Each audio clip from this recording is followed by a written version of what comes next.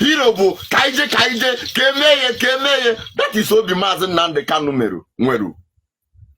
Erida na-eche irucha azụ. Erida na-agbagharụ. Erida na ịmago. Ọ na-atụrụ eche iru chemie ya echemi. Maazị Nnamdi Kanu nwere obi. Why did you do this? Kill him. As in, onwere obi hero. That is what I mean. Biafra is the kingdom of heaven. Some of you you think we are just saying it for the sake of it. If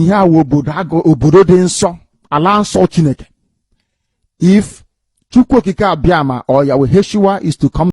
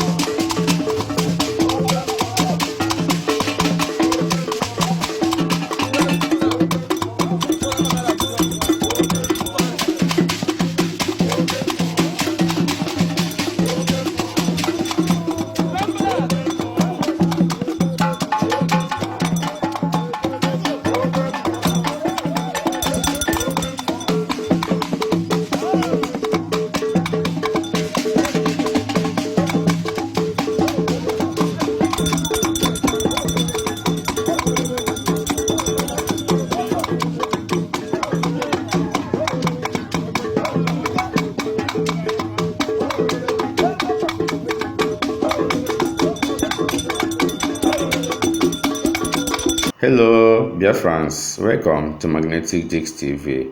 Good morning, good afternoon, good evening, depending on your time zone. Today being 31st of July 2025, from the stables of Magnetic Dix TV, we are bringing this news update to you. The Biafran Liberation Army are on the streets celebrating Igbo culture day. These guys are not fearing anybody anymore. Gone are the days when this guy will be hiding their face. Gone are the days when this guy will be living inside the bush alone. They are out on the streets. They are celebrating Igbo Cultural Day, and they believe that nothing will happen to them because as they are here now, they are well prepared. You can see how the villagers are welcoming them. You can see how everybody around is celebrating with them. Are they the bad guys? No, they are not the bad guys. Had it been that they are the bad guys, I believe that people will be running away from them. Anytime they come out like this, people will run away from them. But for the fact that people embrace them, for the fact that people are always sharing them and celebrating with them anytime they are out from the bush, that is to tell you that these are not the wrong guys. They are not the bad eggs as they are being tagged.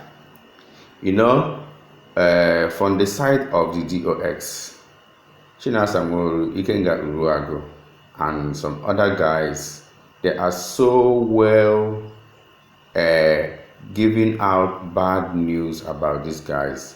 They hate these guys so much. They hate Simon Ekpa so much. I still do not know why they hate Simon Ekpa to that extent. Although this guy started as ESN, but from the very day Maazị Nnamdi Kanu was kidnapped from Kenya, it's not even up to 2 or 3 months. The camps of ESN started shaking. I don't know if they could no longer fund it anymore or what. DOS could no longer hold their guys. Then Simon Ekpa emerged. And these guys all abandoned DOX and followed Simon Ekpa. Simon Ekpa then regrouped the formation into Biafran Liberation Army and recruited more guys into it as well, because by that time some of the ESN guys has already decamped. Some of them has joined the Ebube, some of them has left the struggle entirely. So since Yamaeba took over the struggle, took over the camps of the old ESN, that was when he became a very, very, very, very big enemy to China Samuru, a very big enemy to TOX entirely.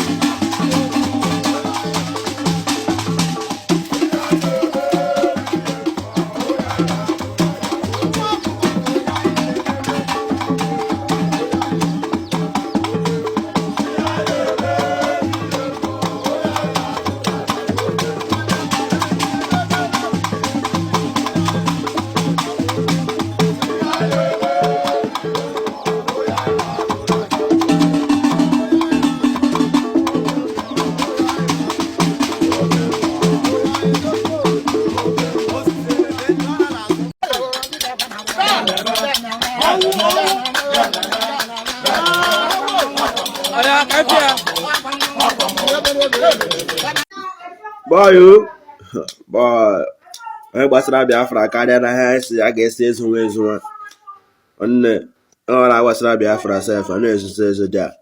Come on, ụmụ Biafra achala ire, ụmụ Biafra juzuru everywhere. So ị ga-asị m show kele my face. Come on, show kwado my face. Ya ma show my face ya dị ka nzuwe ezuwe nwanne, so ka ime ga onwe dị ka hide na gan ọsọ Biafra feten nwanne. I tell you now, how it is. You see, if you don't see zoo, it is then now what to take on now. The one yourself. I want to say Biafra or nothing. Biafra or nothing. Biafra is so. Oh yeah, I why am I so die? Oh, this time around again.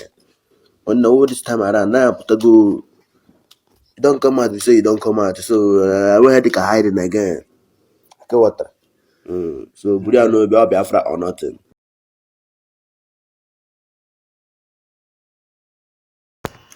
But what we are yet to understand from the Stables of Magnetic Jigs TV is this. Why is ZOS fighting Simon Ekpa? And the government of Nigeria is also fighting Simon Ekpa. Could it be that DOS is working with the government of Nigeria or what? Because I cannot just understand this. DOS is fighting for Biafra, is struggling for Biafra. Simon Ekpa is also struggling for Biafra. Then the government is against anything called Biafra. Inside this matter, DOS turned against Simon Ekpa, fighting Simon Ekpa the same way the government is fighting Simon Ekpa. Does it mean that DOS is no longer fighting for Biafra again or what? Because upon a DOS join here, the government, we now know Simon Ekpa group. We are not talking about Simon Ekpa group. Does it mean that now, Habusi says Simon Ekpa group, now government can make her allow their own group ESN not in existence or what? We are here to connect these dots. This is a very interesting question that needs an interesting answer. Because Nandi Igbo si na onye nyere ndị ire aka gbuo nwanne ya ka o gbusiri nwanne ya ọ na ọmazị na ndị iro ga-atọ ọnụkwa wee gbuo onye nwa. Oriental Brothers wee sị onye gburu dibịa na-agwọrọ ya ọgwụ ndị na-eme nsị a na-anwụna. When you kill your native doctor where they do sham for you, people where they do amosu or where they do witchcraft craft against you, have they all died? No.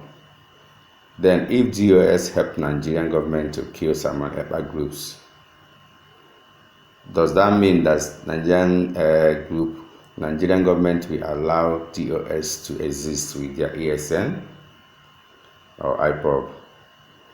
Now, wow, it's a very big question. So guys, let us love ourselves. And that unification is what this my brother here on Mask. This is exactly what he's preaching. It's time Igbos should join hands together. It's time Igbos should do things in common. Igbos should love themselves. Igbos should have one mind. There is no need killing each other. There is no need fighting each other. There is no need trying to put down each other. Why Fulani herdsmen are all in our bushes, launching attack small. Are they trying to turn Igbo land into Benue, where Fulani herdsmen will come and have a full day and go back unchallenged? Is that what they are trying to turn Igbo land into?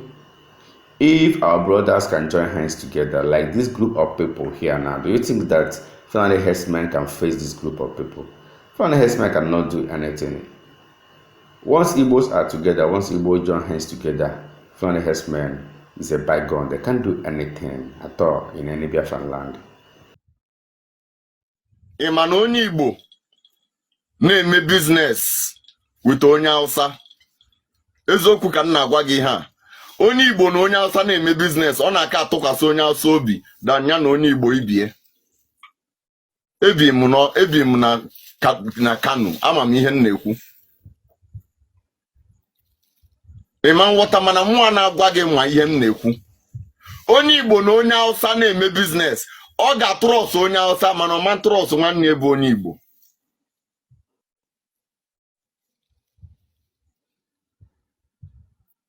My question abụrụ, what is the problem? Ọ bụ na ya emeziro the loot, anyị bakwa na Biafra, anyị ga-anụso onwe anyị ọgụ. Igbo ga-anụ ọgụ ma anyị nwetakweri Biafra. Ajụjụ m bụrụ, onye ga-aza anyị? Onye ga-ekwuru Igbo? Chineke wepụta Maazị Nnamdi Kanu, mana icheke Maazị Nnamdi Kanu onwela obi a leader. Ụfọdụ ga-akpọkwa m iyi kịta m na-ekwu ya. Mana soro Maazị Nnamdi Kanu ọfụma. Maazị Nnamdi Kanu enwere obi leader. Maazị Nnamdi Kanu nwere obi hero. Hero bụ kaije ka emeye. That is obi Maazị Nnamdi Kanu nwere. a leader na-eche irucha azụ, a leader na-agbagharụ, a leader na ịmago ọ na-atụrụ eche iru chemie ya echemi. Maazị Nnamdi Kanu nwere obi. Why did you do this? Kill him. As in, o nwere obi hero. That is what I mean. Ya bụ ihe m na-akọwa. Maazị Nnamdi Kanu nwere obi. O nwere obi hero. And onye mere anyị ji sosie ike because anyị nidiri ndị nwere obi n'ije Biafra ma. Mana anyị nidiri ndị nwere obi leaders n'ala Igbo.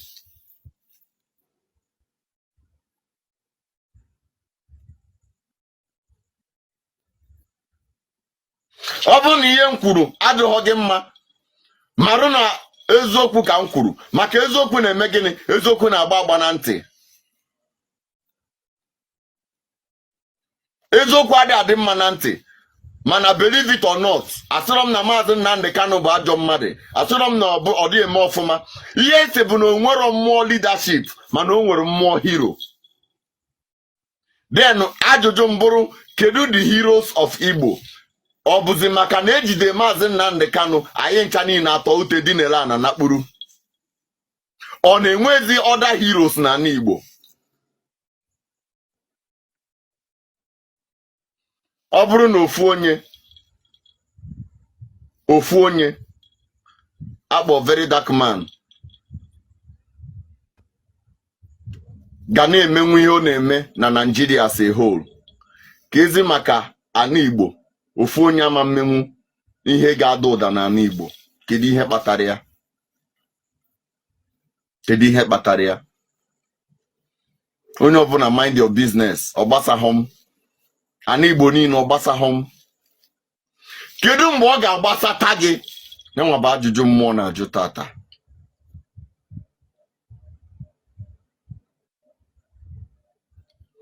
Achọrọ m ka iwe wee ndị youth Igbo, ka o metụ youth n'obi na Igbo na-agba ọkụ.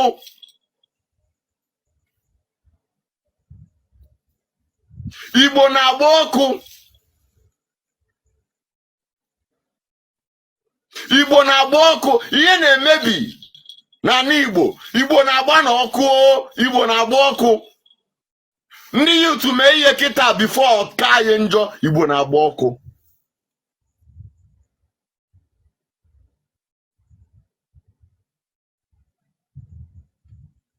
Kedu ndị ga-aza Igbo akwa mụ na gị na-abụ? Kedu ndị ga-ekwu okwu akwa mụ na gị na-abụ? Ihe niile abụrụ ihe ọchị n'ala Igbo. Ihe afọ ihe a na-eme kịta ofu onye ga-eche no content. Ọ bụrụ content ka m na-eme. Ihe abụrụ ọnụ content ka m na-eme. Ihe nyi bụ mmụọ. Maka na mma na ala Igbo anyị nwere culture anyị na-akwanyere ugwu. Nyanwa mere nji yiri ugwu anụnwụnụ na-akwanye wee pụta ka ngwa Igbo okwu. Ma ndị nọ America, ndị nọ Korea, ebe ọbụla ị nọ ma ị nọ China, nwanne m nwoke, Igbo na-agba ọkụ.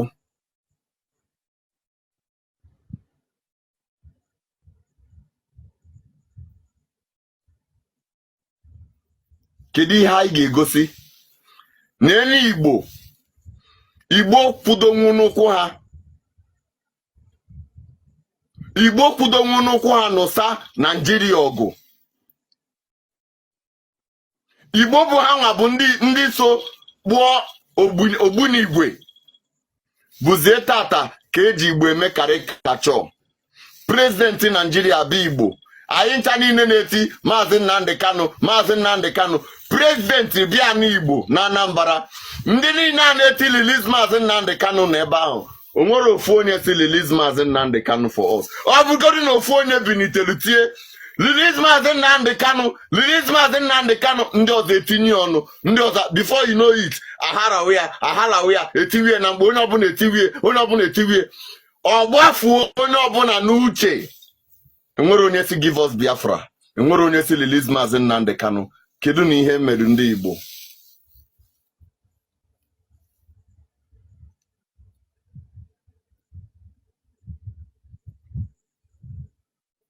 Gịnị kpatara na Igbo amarozi nwanne? Hey! phone yes do something. Ask Samebe Noble. That is what I'm doing. I am doing something already. This is what I'm doing. So you now, kedu game nyawa ba ajuju, kedu our solution.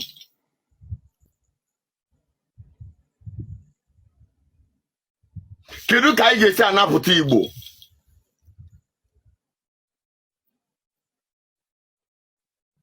Ọ na-ewute m.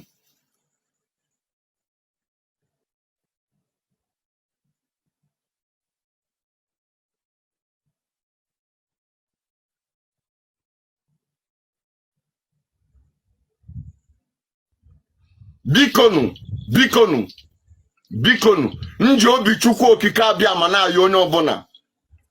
Ihe a bụrụ ebe anyị bịara ka anyị chị ọchị ma ka anyị mekie content ma promotion ma isi m na ma na nna eme ọfụma ma ọ bụ na I like my comment, I like my content. Kedu na ihe anyị ga-eme Igbo? Kedu ka anyị ga-esi edozi Igbo? Kedu ka anyị ga-esi ọ bụrụ na onye ọbụla ga-epụta na-ekwu okwu gbasara this thing ka ihe na-eme na Anambra ka ọ kwụsị? Ọ bụrụ na onye ọbụla ga-apụta na-ekwu okwu maka ihe na-eme na Enugu ka ọ kwụsị? Ebido na-eme onye ọbụla tinye ọnụ. Echekwa m na Igbo ga-adị mma.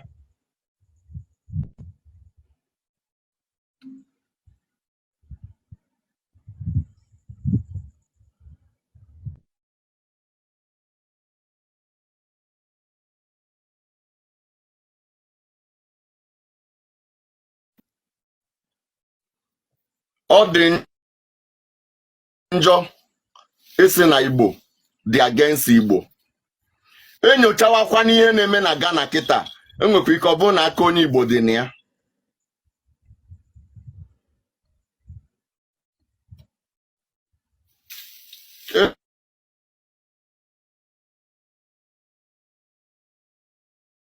People,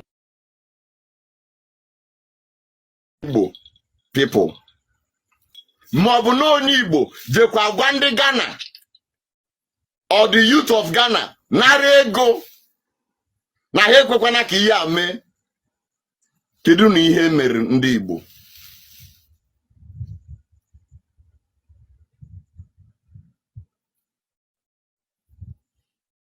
Igbo oge erugo ga anyị nidiri ịnata. Onye ọbụla na-akpa chete na nwa gị na-ebinite ụlọ ahụ ị na-arụ taa. Jee na some places ịfụ some big man rụchara ụlọ, ụmụ ha tonite na-eru ụlọ ahụ ha rụrụ. Ụmụ ha teniteru na-eru ụlọ ha rụrụ na ndụ. Ọ bụrụ na dị nwoke anwụgo, nwoke nọrọ ndụ na-afụ na afụfụ niile ọta rụọ ụlọ, rụọ Ghana, gbaa fence, mee niile, ụmụ ya binite lewe those things. Akụ dị mma o. And Igbo si na akụ ruo ụlọ akọwa ebe o si. Ọjị ruo ụlọ akọwa ebe o si. Mana onye hapụrụ nwanne na mmiri ka mmiri magbuo ya, ụbọchị a ga-akwa ozu. So Biafrans, ka anyị tụnyekwa uche n'ihe niile ahụ. Thank you for watching this video. Remember to subscribe with us, Magnetic Gix TV, for we remain the best. We all love you. Bye. Let us interact in our comment section.